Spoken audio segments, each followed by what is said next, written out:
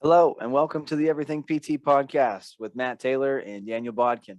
Please do not consider anything you hear to be medical advice, just a couple of guys ranting about everything PT. Enjoy the show.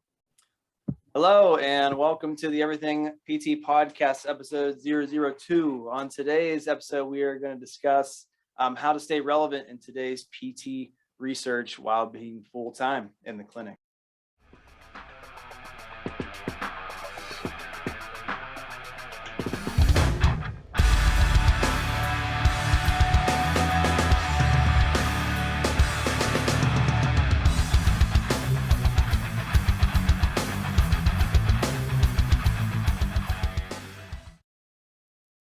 Pretty excited to get into this one, Daniel. I feel like I have a lot to say, and I bet you do too. So, yeah, I do. So there's no other way around it. You got to stay up to, you got to stay involved in what's happening in PT because it's constantly changing. Yeah, no doubt. Because I'm looking at textbooks on my in front of me right now, and I haven't picked up one of them for years, 8, 9, 10 years, besides Kisner and Colby every once in a while. But well, speaking of years, let's go back years ago. You also mentioned that you have your textbooks in front of you. My first boss, John, good friend, he literally had every journal, every little volume of research that he ever read. He kept it. He was also a bit of a pack rat, so I hope he's gonna watch this so I can bust his chops a little bit. But I mean, he would spend hours reading, diving into it, and he was he ran a clinic. He was also really involved with family. So I don't know how he had time to do it. Maybe it's because he didn't have the resources available to us, but today we're going to talk about how the hell we actually stay up to date in a modern world we live in. Or at least try.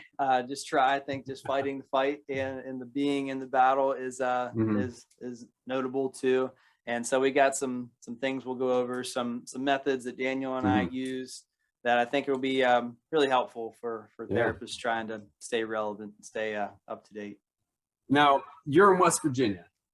Oh, yes. How many CEUs do you need for your license? Oh, you're gonna making me look bad now, Daniel. Roughly. I don't remember any of this stuff. I know I think it's 24. I think it's 24. It's 12 a year or 30. One of those two. Yeah, I have similar to that here in Georgia for PT. Okay. But I'm also an athletic trainer. Again, I'm not the guy that you want on the field right now. I haven't done it in years, and you definitely don't want to see me tape an ankle, but I still keep the credential.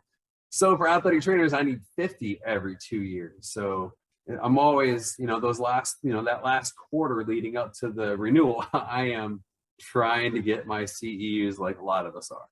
Yeah. So for the CSCS, it's very similar. Like I need 50 hours every 3 years, I think it is, but I wait till December, in the third year every year. So, but be great to knock out 2 birds with 1 stone with these, right? So we got about 6 points that we're going to talk about today. And again, we have to do this because we will ramble and get off topic. So what's this first point you want to talk about? So on my list, identify leaders in our field and follow them on social media. Like we spend a lot of time on social media. I try to limit how much time I do, but if you're able to eliminate like all the other stuff and follow people that you want to, and you can see their really good, high quality content, it's a really easy way to keep your head in the literature. They'll post little article titles, and I'm like, oh shoot, Adam Meekins posted this article, and it looks really freaking interesting. I'm more inclined to print it out and set it on my desk and try to get it read in the next 2-3 weeks, maybe. So, what are some of your go-tos on that list? I made a list here. So Adam, in no particular order: Adam Meekins, Greg Lehman, Eric Maida, JW Matheson, love the guys from PT Inquest, Sam Spinelli, all the guys at E3 Rehab, Barbell Medicine. Got to see Derek Miles speak at CSM. Just a incredible group there too. Jared Hall puts out really good content. Scott Morrison as well, to really guys to the top of our field, and just really interested to hear what they have to say. What are their opinions? Why are they thinking the way that they are? And there's something to be learned from that, I think. Yeah, absolutely. I want to add into that, Mike Reinold Yep. and Lenny Macrina. I follow them. Big one is the prehab guys. They're on it with their social media.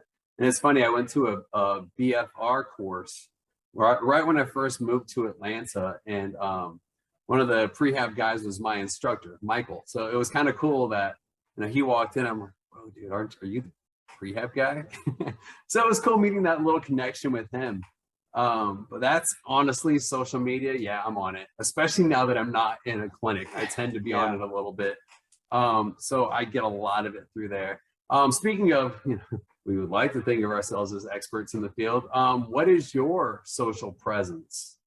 So for our business, or yeah, so for our business, it's Capital Physical Therapy and Fitness, and we're on Instagram, we're on Twitter, we're on LinkedIn, we're on Google, and we're on pretty much any and everything that you can be on. I think we're going to be on Snapchat soon. I might try to wrap my mind around that, try to reach the younger population too. So, but if you're not on social media, you're definitely missing out on some free marketing and advertising. And what we're talking about today is just staying in touch with the research too. So what about you, Daniel? I only do Facebook. I am what all my high school kids would say, like, Facebook's only for parents. Well, I mean, that I fit that bill. So yeah, I'm only on Facebook under my name, Daniel Bodkin, PT, DPT, ATC.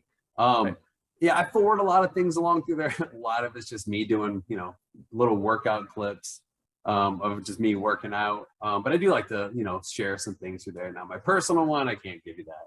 I'd get in trouble. I had to, come up with a pseudonym years ago when I was in med school, because I was like, man, I mean, I don't cross the line all the way, but I definitely get onto that line. So I can't. Yeah, I have to have a personal one and a professional one. That's probably a good idea. Yeah. Plus, it always helped, whenever I had patients and they wanted to friend me on social media. Oh, yeah. Yeah. So that was the thing. There was a couple of them that I got, really close with on a friend level. And, near the end, I would give it to them. But, it was easy having that professional one. That way they could follow along. And I mean, really, our relationship is physical therapy. So they should only get my physical therapy stuff. That's they don't need all my memes. That's right behind giving a patient your cell phone number too. Is then your social media. Yeah. So, well, now, I mean, be careful, people. Yeah. I have such a small group of clients and patients now. They all have my cell phone. We text back and forth a lot, but that's my model. My model is, lower volume, more care for that lower group. Sure. So that's different now, but yeah, they wouldn't get my phone number before, that's for sure. Oh yeah. I've been burned a few times with that guy there. All right, big category coming up. Yeah. What's our point number 2? Number 2, go to CSM. This is going to be a good one for us to talk about, because I know we're on both sides of this. There's even the option to do it online too. So I'll go ahead and start with Daniel. So I had the opportunity to go to CSM for the first time this year, and I got to see a lot of those names that we just aforementioned there. And they were not just there, they were very available, and you got to talk to them. And I got to talk to a few of them some of them for a half hour, 45 minutes, and just question after question. And they genuinely want to help you too. So it is costly, but I know we had talked before, but I paid for it. Since I'm an APTA member, I think it's $400 or $500. I can't remember. You get a break, you get a discount on that. It's something, and then I get all my CEUs. If I go every year, I'll get 36. That's way more than I need for West Virginia. And I'm meeting tons of people. I saw Rob Potash, our CSMI buddy there. I got to do some good networking with him too. So, but it's been a really good opportunity for me to stay involved with the research, hear what's the latest and greatest in therapy too. But I know the cost alone keeps a lot of people away. So what are your thoughts, Ben? That's it right there. Yeah. Well, this is a segue to another talk one day. I'm not an APTA member. I plan to be one day. But I'm not. And so the cost of going, it's not just, you're paying for that. You're also having to pay to travel, pay to stay. That always kept me away from that. And another talk we'll get into one day is, taking your first job. I took a very low paying job with a lot of opportunities. So I wasn't getting, the amount of money I wasn't making. That means I'm not going to be doing things like going to APTA.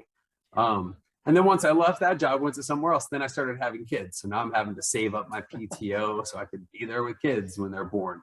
So I haven't had a chance to go. I do need to go. And, a big part of that will be, joining APTA at the same time. But yeah, you're right. Going to those things, if you're an athletic trainer, we just had the CETA, the Southeast Athletic Trainer Association here. You also have the NATA convention every year. So I need to go to those big things, and I might actually, go just with CSMI someday. Go to, sit there at the booth. We'll see. That's definitely something I need to do. Yeah, it's challenging, and because the field of physical therapy is really having a hard time with reimbursement and paying our therapists more, which I know is a topic for another time too.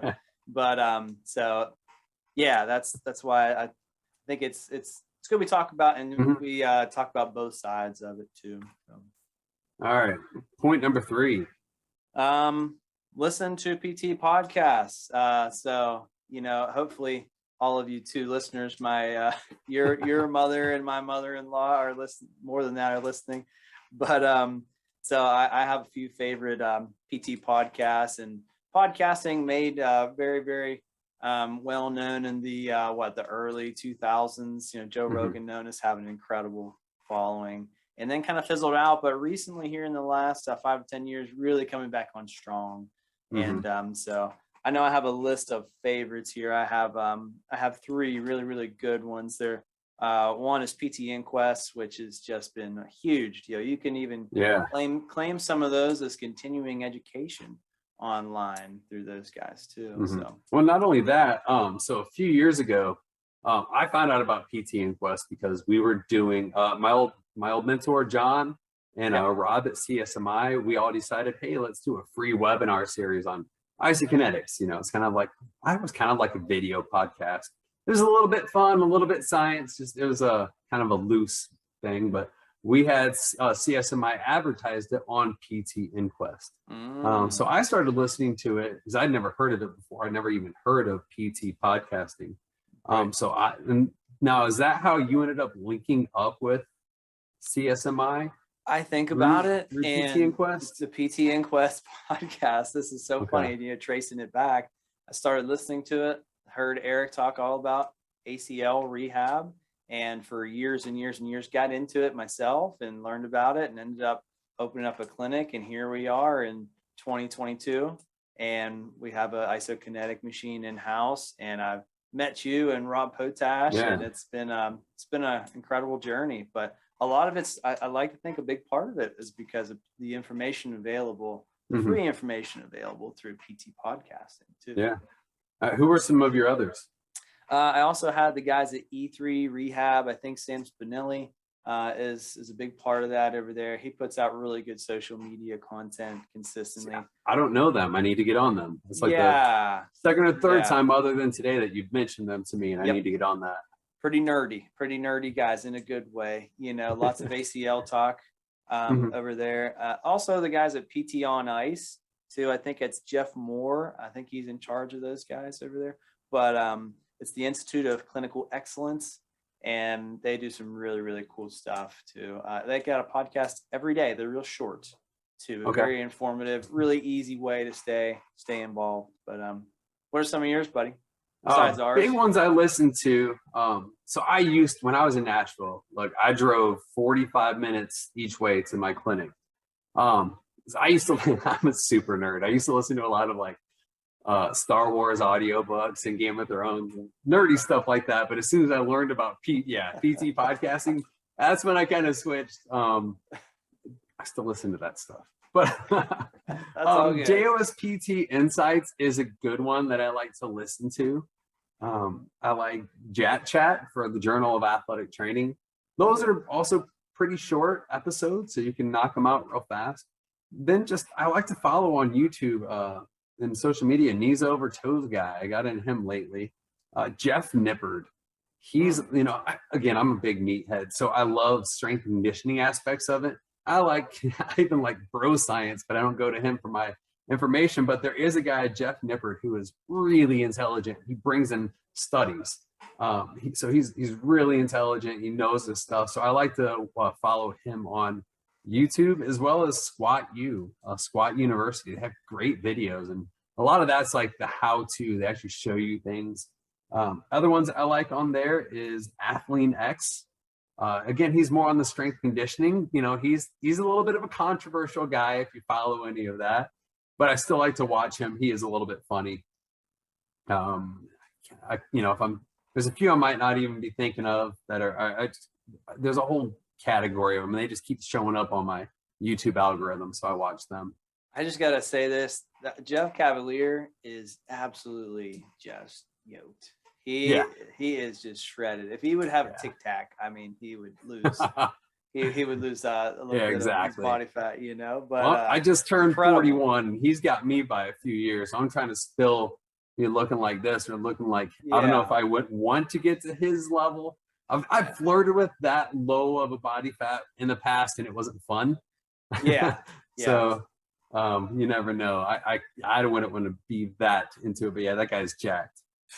Very impressive. All right. Point 4.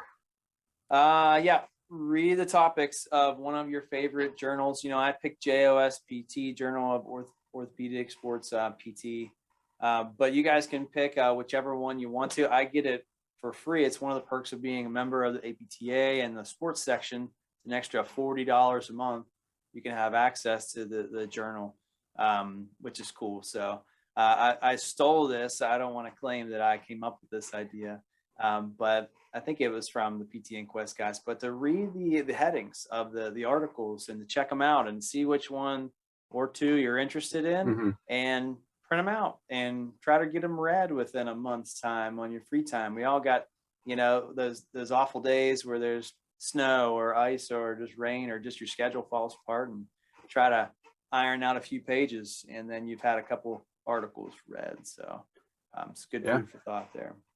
The one I like to look is emailed to me. It's the International Journal of Sports Physical Therapy. I like it. It's all clinical stuff. A lot of the names on there, some of the names that we've already mentioned, that kind of put it through. But I really like that journal. I don't read it all. Again, I look through the title. If it's something that piques my interest, then I'll go to it. I don't spend a ton of time reading. But yeah, that's a big one. And if you're in a setting where there's multiple clinicians, you can even do a journal club. And I hate journal club. I hate, hey, let's all sit down or read this one article and then talk about it. What I like doing better is, hey, everybody find an article, this week or this weekend. Find an article and then just tell us about it. And you just kind of do it that way versus all deep diving. A good friend of mine, Chris Thurston, who's a physical therapist. He is running a little virtual journal club. I've signed on to it a couple times, but it's always when my kids are going crazy on Sundays. So I haven't really, gotten into it. But, if they weren't for that, I'd probably listen to that a little bit more, because he approaches PT a lot different than me. So that's who you want to go to with things like that. You don't want to just, feed yourself the same information that you already know. It's a great point. And Daniel, are you like me, and like when you sit down to read something, are you just like just falling asleep and struggling and I'm on a struggle bus? I do get sleepy anytime I read. It's funny. Again, I just read nerdy stuff for fun. Yeah. But it took me, let's just say my wife got me the Game of Thrones novels for Christmas like 3 years ago, and I just now finished them. If I read, I'll fall asleep. So same thing happens with PT stuff. I have to just keep it short. So if I try to sit down and read something for more than 10 minutes, I'm going to get sleepy. Yeah. I don't know why that is. One of the obstacles. There's probably less nudity in your book rather than on A little TV bit. with Yeah, Game of a little Thrones bit thing, less. I don't know. It gets pretty graphic in the books too. All right, point number 5. All right, some online courses. I've taken these in the recent past year, and I think that's why it's important that we identify the leaders in our field. You know, going back to number 1 real quick, because these people, like, they're very available. They're very approachable, either through like the internet, through email, especially if you invest in their online courses too. So like I've taken, I'm enrolled currently in Mike Reinold, his BFR class, blood flow restriction online. I'm like 2 weeks into it, very behind because we've had a student and trying to invest in her. But I've taken Eric made his ACL course as well in the past, but really easy at your own pace. I don't have to tell anyone about online learning being in 2022, but yeah, some really good way to think. And I know you want to chat about what was it, Medbridge? Yeah. So when I was working for John right out of school, you know, he was paying for a lot of the CEUs, and that's right when Medbridge was kind of coming out, and they gave a deal where if you paid a flat fee, you got unlimited CEU courses. So I think it's like $250 a year or something like that. That's where I go to get a lot of mine. Now, there's been some years, like 2 years ago, I went to a BFR course. Last year was COVID, couldn't do much. So I try to get something live and in person, whether it was a McKinsey course, a Maitland course, something like that. And then I supplement it with the Medbridge. But given that, you know, COVID and everything, hopefully they've added a few courses since I went there last, but it's for the price you pay, it's great. I see the quality of the courses is good. You know, I watched a lot. Again, I stick to more of the sports medicine aspect. So, you know, I took a couple of courses from Lenny Macrina. That's just, you know, one of the big names. There's a lot of, it's pretty varied. There's some people on there, I'm like, man, they're good in front of a camera. Yeah. There's some that you get on there and there's, you know, I bet they're really good if they were to teach it live. But, you know, given that they're just standing in front of a green screen kind of reading it, that can be tough. I've done that myself with some of my teaching. So I would say they're good courses. There's a lot of very basic things. Well, it's like, well, I learned that in school, but it's good because then it kind of helps me. I've been out for a while. Helps me to remember stuff. So yeah, I like that. And I get my state ethics and jurisprudence. I can knock that out right there then too. So I like Medbridge for that. When we're talking about online courses, great chance for me to plug my course. We did our webinar, Isokinetics 101 free webinar a few years ago. Well, then we said, well, why don't we actually make this into an actual CEU course? So it's available. Let me get the address for you guys, and I'll put it across the bottom too. It's humacnorm.com/courses/isokinetics-101. So you'll get 8 CEUs out of it. Really? I'm gonna have to claim some of that stuff. I've taken some of it. Maybe that comes with the purchase of an isokinetic machine. But no, completely separate. You know, it's not. You don't need to. It's not. You know, we don't have it there to try to sell machines. So if you have an old Kincom or Biodex or even a Lido, it's more about learning the concepts when you use them on patients and whatnot. Yeah. But so that course is available, but there's a lot of other places you can go to if you want to get online courses. Smart Cuffs, they're coming out, or they've just come out with their online BFR course. You recently took a course on BFR, correct?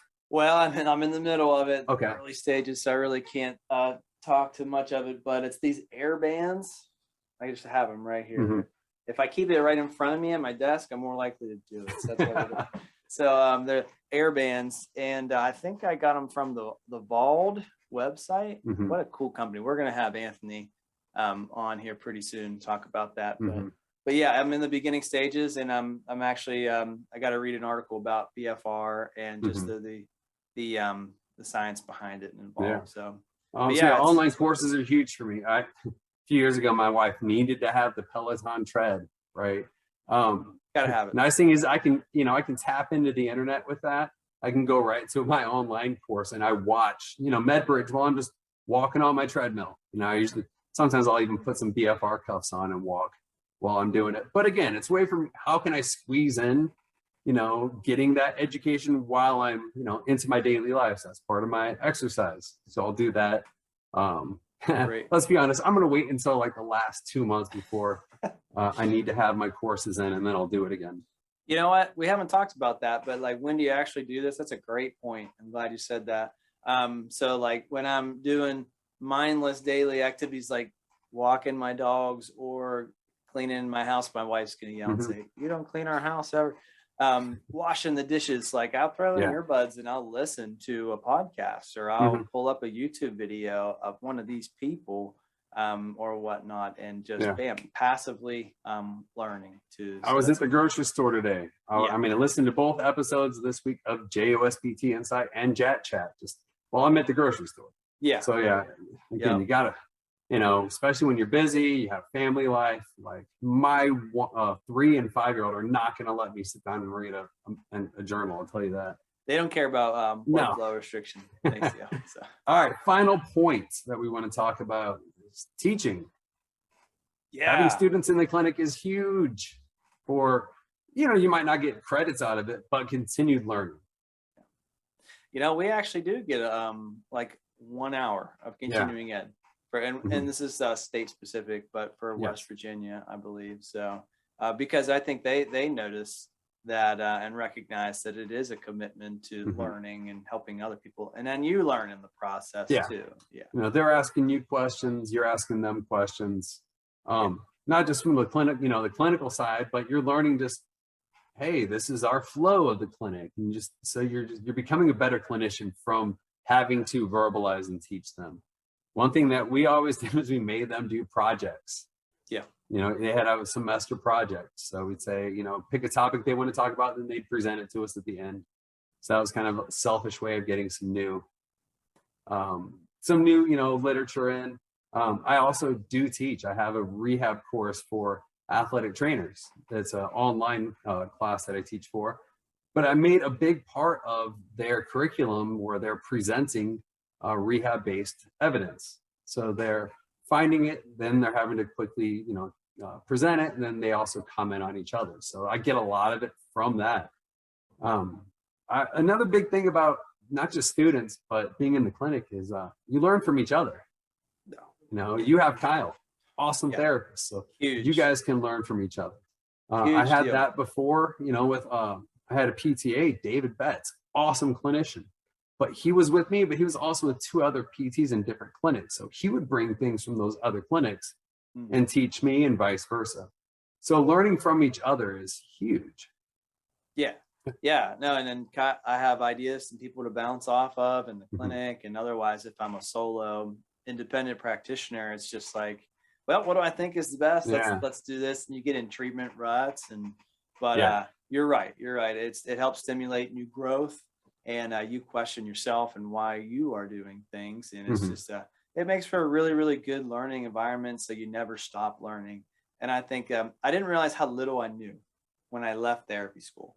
I mean, do you remember that feeling like you felt like you knew something? And then 10 years later, if anybody I went to school with is listening, they would tell you that I probably thought I knew it all back then. And I'll tell you the truth is I did. It's just for them that are listening. No, you're exactly right. When you actually get out and you have that first rotator cuff, you know, a patient sitting in front of you, and you're like, okay, what do I do now? You're exactly right. Yeah. So absolutely. But anything else on students or anything we missed with that, Daniel? I think that's anything else. We'll probably come back to it another day, I'm sure. Yeah. No, I wish I would have like been presented with that. Like my first day out on the job, like, hey, boss says, boom, here you go. These are some really good ways to stay up to date with some things to do. And because I would have learned a lot really early on instead of. I'd say a lot of it's changed. I graduated in 2012. It's changed so much in the last 10 years. So, you know, we didn't have podcasting and YouTube back then, and social media wasn't huge on, you know, as it is now for our profession. So it's made it much easier for us to stay up to date. So we're not having to spend hours reading, you know, trying to find hours to read. because we're not researchers. You know, we're clinicians. We are groomed to help get people better as fast as we can too. So I think, I mean, if you listen to Eric Maida and JW's podcast, PT Inquest, you know, they'll take an article sometimes and they're like, yeah, this is why this, you know, I'll read that article and I'm like, oh yeah, that's good intervention. They're like, yeah, this research sucks. This piece, you know, they did this, you know, and they break it down. I'm like, I have no idea. So I'm not able to look at, you know, a piece of research. I don't have the time to dive into it that deeply to know, hey, is this worth reading my time, or did they just, he calls it p hacking. One of these days, Eric, I'm going to figure out what the heck you mean by all that stuff. You know what? I guess I could probably take your online course. You could, yeah, he could. Because the sciencept.com, I hear him say that all the time. We are not sponsored by Eric Maida for everyone who's listening out there. My mother, we're not. Daniel's family. We're just trying to get him to come onto we our podcast. We are. So. Hopefully, Eric will come on soon and humor us, and we can talk isokinetics and ACL. I think that'll get him going. So. All right, so we'll come back again next week, and we'll have the topic by then. We have like what 50 on the list. It's just trying to figure out what goes next. Yeah. So either way, we'll let you know what it'll be when we post it. Yeah, awesome. Thanks, Daniel, and we'll catch everyone next week. Okay. All right, bye.